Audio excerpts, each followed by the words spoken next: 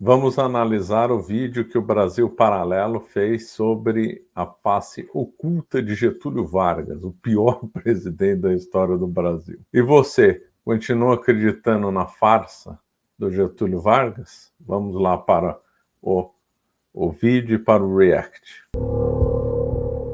O ano é 1933 e Adolf Hitler completava 28 dias no cargo de primeiro-ministro da Alemanha. Na noite de 27 de fevereiro, milhares de berlinenses assistiam incrédulos ao prédio do parlamento alemão em chamas. Bombeiros tentaram apagar o incêndio. Em vão. O Reichstag fora completamente destruído. Hitler e os nazistas já estavam convencidos. O fogo só poderia ter sido obra dos comunistas. Culpando seus adversários políticos e se aproveitando da comoção nacional, Hitler aprova sua Lei de Concessão de Plenos Poderes, que inaugurou a ditadura nazista na Alemanha.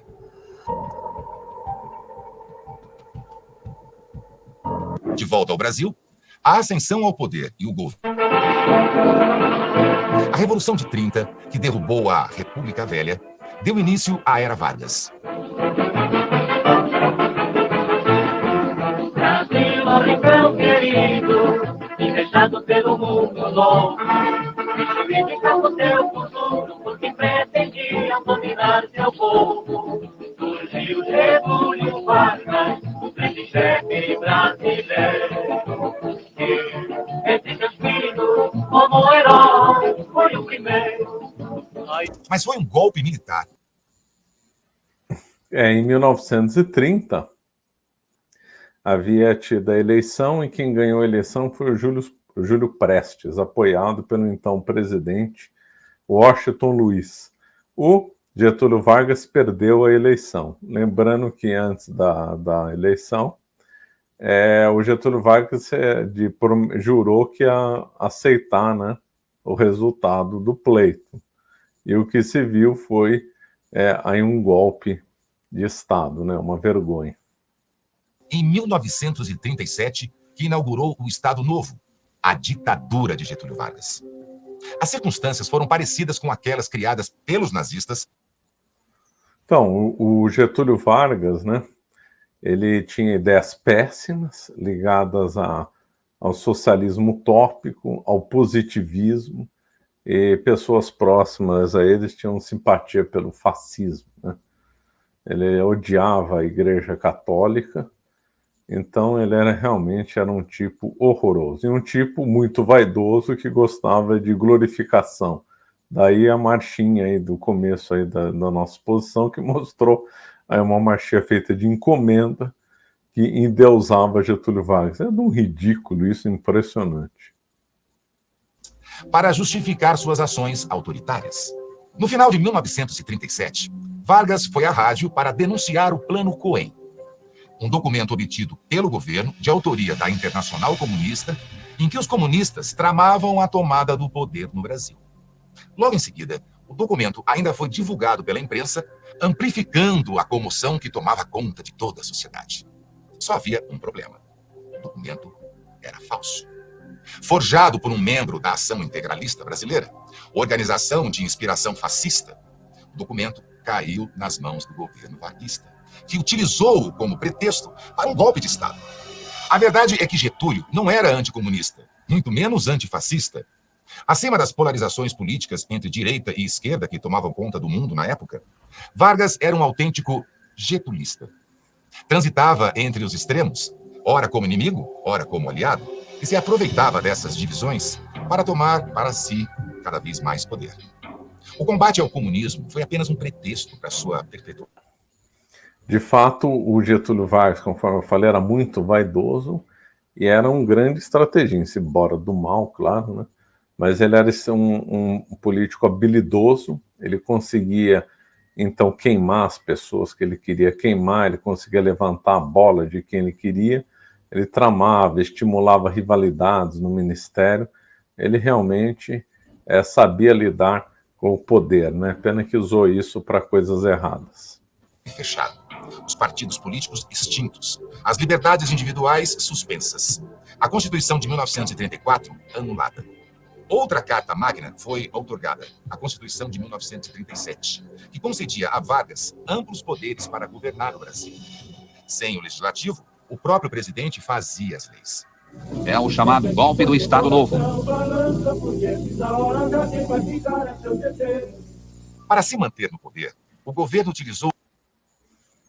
Essa Constituição o povo apelidou de, ou pelo menos foi apelidada de a polaca, porque teria sido inspirada na Constituição polonesa, né? E aí, de fato, foi feita em velocidade recorde. E foi, obviamente, uma Constituição outorgada. Nós temos dois tipos de Constituição, as promulgadas e as outorgadas, né? A promulgada, as Constituições promulgadas são aquelas que são resultado de discussões no parlamento, das assembleias constituintes. As outorgadas são impostas para a população, né? São impostas pela população por quem tem o poder, né, de fato ou de direito. Foi o caso do Getúlio Vargas. Então houve a primeira Constituição de 34, no tempo dele, né? E aí foi uma Constituição promulgada.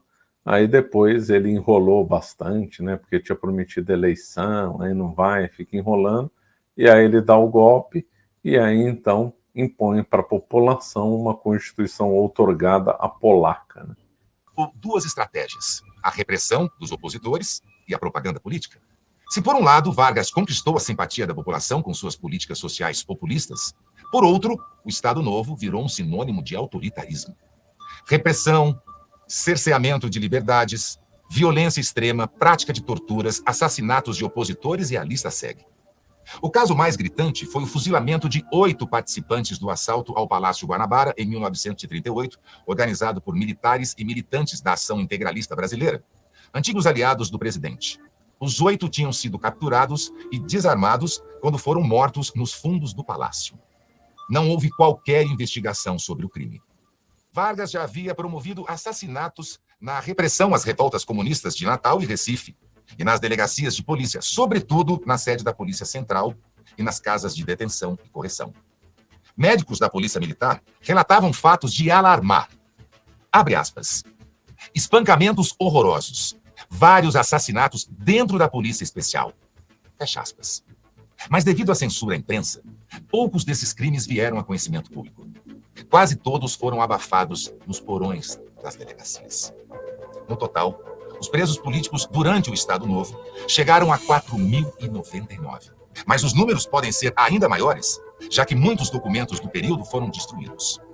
Os meios de comunicação cerceados na liberdade de expressão ficaram impedidos pela censura de emitir opiniões contrárias ao regime. Os órgãos opositores foram silenciados e os adeptos do regime tiveram como missão enaltecer o governo e sua ideologia. Aos meios de comunicação, cabia a tarefa de exaltar a figura de Vargas como protetor dos oprimidos e responsável pela superação do atraso. Tudo isso é verdade. O Estado Novo foi uma repressão pior do que a do regime militar. Contra o Getúlio ninguém podia falar mal, o DIP estava lá censurando, interveio no jornal Estado de São Paulo, prendeu um monte de opositores, mesmo gente que não era comunista, prendeu Gilberto Freire e outros. O Graciliano Ramos foi preso também. Então foi um horror, né? O que ele queria mesmo era a concentração de poder, e quem se opusesse ia para a cadeia ou mesmo morto, né? Na ditadura de Vargas acabou morrendo mais gente do que na ditadura militar. Principalmente aquelas voltadas para os trabalhadores, eram diariamente enaltecidas pela imprensa, e os abusos ignorados. Algo que acontece até hoje, diga-se de passagem. Mesmo após anos de repressão, o povo continuava ao lado de Vargas. Em 1945, quando o próprio presidente marcou novas eleições e anunciou o fim de sua ditadura, várias manifestações populares se levantaram pedindo que Getúlio não abrisse mão do poder. As mais famosas delas foram aquelas organizadas pelos chamados queremistas, sob o slogan "Queremos Getúlio", com o objetivo de lutar pela permanência de Getúlio Vargas na presidência. Curiosamente, os comunistas, antes perseguidos, colocaram-se ao lado de Vargas, aderindo ao queremismo. Além das manobras de cúpula, o que mais assustava a oposição era o queremismo. O nome desse movimento saiu do slogan de seus participantes: Queremos Getúlio. Este foi o maior dos comícios queremistas, no dia 3 de outubro. Os manifestantes participaram de um comício no Largo da Carioca e depois, como faziam sempre, foram ao Palácio Guanabara ouvir Getúlio. Este, no seu estilo ambíguo costumeiro, falou ao povo de modo a autorizar suspeitas de continuismo. Mas, nessa altura, o golpe já estava em marcha. No dia 29 de outubro de 45, as tropas foram para a rua e cercaram o Palácio Guanabara. Foi só com um golpe militar que o exército assegurou a saída definitiva de Vargas da presidência. Ou quase. O agora ex-ditador garantiu a eleição de um apadrinhado, Eurico Gaspar Dutra. O mais impressionante, porém, ocorreria 5 anos mais tarde, quando o próprio Getúlio concorreu às eleições presidenciais em 1950.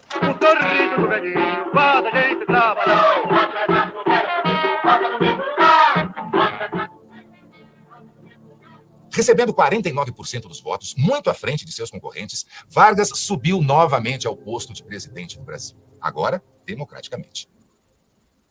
Dessa vez, porém, Vargas não tinha mais aqueles plenos poderes. O presidente agora podia ser abertamente criticado, e as oposições eram muitas. Jornalistas, liderados por Carlos Lacerda, denunciavam graves escândalos de corrupção, e Getúlio parecia incapaz de se defender. Este episódio reforça que o espectro político de Getúlio variava de acordo com as conveniências, já que Lacerda era um dos grandes ícones da direita brasileira na época e tinha virado o maior inimigo político que Vargas jamais tivera. O ápice deste embate viria em 5 de agosto de 1954, quando Lacerda sofreu uma tentativa de assassinato que acabou matando um de seus seguranças. Ao comprovarem que o atentado teve participação da guarda pessoal, lembrando que o Carlos Lacerda tinha sido comunista bem ferrenho, atacado, e aí ele se revoltou, ficou contra, né, o comunismo, né? Foi um grande opositor da história do Brasil, uma figura extremamente curiosa, uma figura interessante para ler e conhecer a biografia dele. Ele fez oposição ao Getúlio Vargas, depois fez oposição ao Juscelino, depois ao Jânio Quadros, depois ao João Goulart, apoiou o golpe militar, mas depois se revoltou contra os militares. Realmente ele era a encarnação daquele "ai governo, sou contra", uma figura realmente curiosa, né? E agora foi incrível essa volta aí do Getúlio, depois de tudo que ele fez, ele vota pelo voto popular, né? O pai dos pobres e mãe dos ricos, como se dizia, né? Pessoal de Getúlio, ficou claro que o presidente deveria ser removido do poder. Pressionado, Vargas não teria outra alternativa além de renunciar. Ou teria? Na manhã do dia 24 de agosto, sozinho em seu quarto, o presidente Getúlio Vargas cometeu suicídio, disparando um tiro na altura do coração. Mas, não sem antes, escrever uma apaixonada carta-testamento, dando sentido épico e político à sua morte. Mais uma vez, as forças e os interesses contra o povo se desencadeiam sobre mim. Lutei contra a expoliação do Brasil. Lutei contra a expoliação do povo. Eu vos dei a minha vida, agora vos ofereço a minha morte. Desolado e influenciado por todo o aparato que criou a figura mítica de Getúlio, o povo foi às ruas para lamentar a morte do pai dos pobres. Na capital, uma enorme multidão acompanhou o cortejo que conduzia o corpo de Vargas. A partir daí, o Brasil nunca mais seria o mesmo. Suas ações contundentes e sua morte dramática garantiriam que Getúlio jamais saísse do imaginário e da vida política brasileira. Nas últimas linhas do seu testamento, ele próprio parece ter previsto esse destino. Nada receio. Serenamente dou o primeiro passo no caminho da eternidade e saio da vida para entrar na história.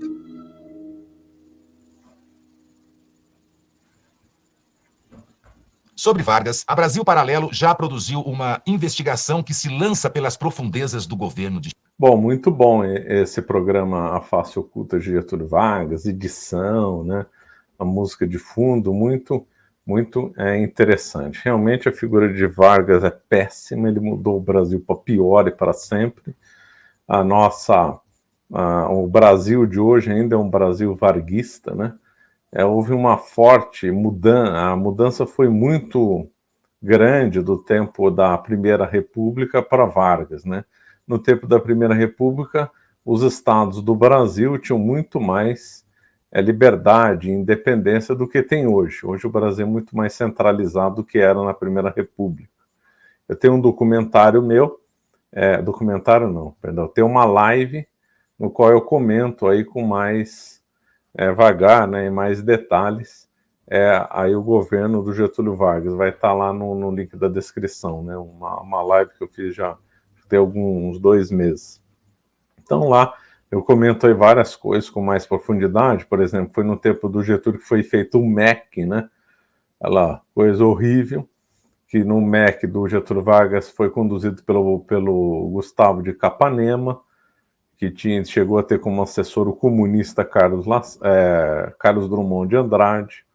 Foi durante o governo Vargas que teve a CLT, que atrapalha aí a liberdade das pessoas de tanto contratar como de serem contratadas. As pessoas não têm liberdade, né? É tudo burocratizado, tudo regulamentado, é um horror. O Getúlio Vargas tinha horror à autonomia dos estados, ele detestava especialmente o estado de São Paulo, porque o estado de São Paulo simbolizava aquela Primeira República que ele odiava. O estado de São Paulo tinha muita independência no tempo da Primeira República, então ele tinha aversão ao estado de São Paulo e tudo o que ele representava, né? Então o Getúlio Vargas ele deu uma guinada para um Brasil burocrático, um Brasil estatizante, um Brasil mais comunista também, né? Porque o MEC e outras coisas, a legislação, essa mania de regulamentação é uma coisa mais socialista do que liberal, né? Lembro que quando o Getúlio Vargas se matou, o Carlos Lacerda teve que sair correndo do Brasil, o povo queria matá-lo. Ele ficou um tempo exilado em Cuba. Cuba naquela época não era comunista, né? O golpe do Fidel Castro foi em 59 e o Carlos Lacerda foi para Cuba em 54, né? Quer dizer, o Getúlio Vargas ele também foi hábil em fanatizar uma parte da população, não todo mundo, né?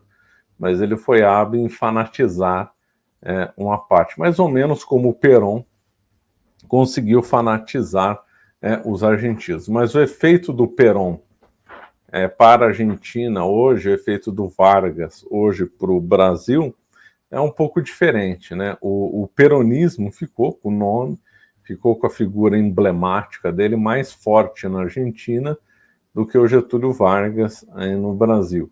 Mas tanto lá como aqui, os efeitos tanto o efeito do peronismo na Argentina, como o efeito do varguismo aqui no Brasil são péssimos, né? Tanto lá como cá é aquele Estado grande, aquele Estado babá, aquele Estado regulamentador, aquele Estado que não gosta de livre iniciativa, né? Então, eu tenho aversão ao governo do Getúlio Vargas, né? Para mim ele foi o pior de longe, o pior presidente da história do Brasil, porque ele ficou muito tempo no governo. A primeira fase foi 15 anos, de 1930 a 1945, no qual tem a primeira fase, né, de 30, depois tem a Revolução Paulista de 1932, força ele a convocar uma constituinte, ter uma constituição. Então tem uma primeira fase de 30 a 34, ou segunda fase 34, 37, aí em 37 que é a 45, que é a cara, né, do Getúlio Vargas. Para não dizer que eu só estou criticando ele e não vejo algumas coisas boas que ele tenha feito, ele alinhou o Brasil do lado certo da Segunda Guerra Mundial, ou seja, do lado dos Estados Unidos e da Inglaterra contra a Alemanha nazista, isso aí foi correto. Negociou com o presidente Roosevelt, ele teve um encontro com o presidente em Natal, e ele, na cidade de Natal, né, no Nordeste brasileiro, e ele conseguiu negociar, então, a CSN para o Brasil, né? E o Brasil teve uma participação muito boa e honrada na Segunda Guerra Mundial. Então, esse lado do Wagner foi bom, não tem como criticar ele nisso. O Brasil tinha que participar da guerra, tinha. O Brasil teve ali navios afundados pelos alemães. O Brasil escolheu o lado certo da guerra, enviou um contingente que podia enviar, não do volume que os Estados Unidos podiam enviar, obviamente, o Brasil é muito mais pobre, e fez uma campanha lá honrada. Esse é o lado bom que eu vejo aí no Getúlio Vargas.